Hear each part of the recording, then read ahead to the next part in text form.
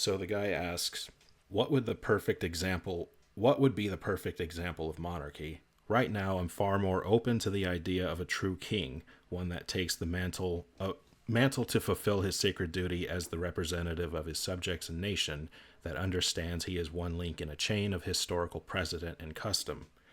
My king now is a globalist traitor more concerned about cultural aliens than his own native people. I respect my history and what the crown should represent, but the man that bears it now is a clown."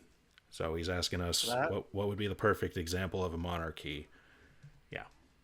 The perfect example of a monarchy? That's the question. Well, technically, yes. first of all, Yeah, sorry. go ahead. It would be First of the all, we should kingdom make of heaven. well, yeah, if we were going for perfect examples, but unfortunately, as long as we're dealing with human beings, we can't really achieve perfect. So the next best thing would be to find, well, what's the best example? That's the first thing everyone looking into this really needs to understand if they don't already. Perfection is unachievable through mortal means in our mortal world, only through God. So again, unless Jesus Christ himself comes back anytime soon to reign over the earth, as been told, we're kind of stuck with Second whatever's the best. best we can get. Well, yeah, second best actually. That's an actually good way to put it, Okayo. I don't know. I don't know about you guys, but for me, I think Marcus Aurelius from the Roman Empire would probably be my terms of the best monarch. Perfect example of a monarchy. Like, I think he meant system.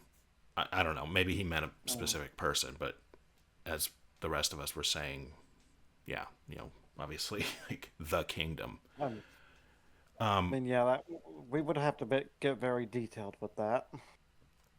well, I think it's just you're running into this problem of like your king, quote unquote, is a clown because he's not really a king. He's not responsible for anything.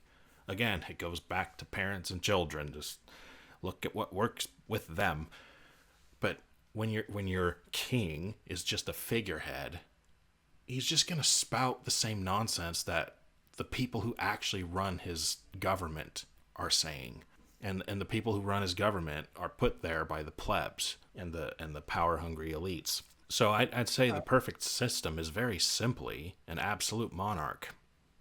Everyone else is just his managers or his passengers. No one owns any land. He owns the land. Everyone else just either lives on it or holds it for him or manages it for him. that would be the So best kind.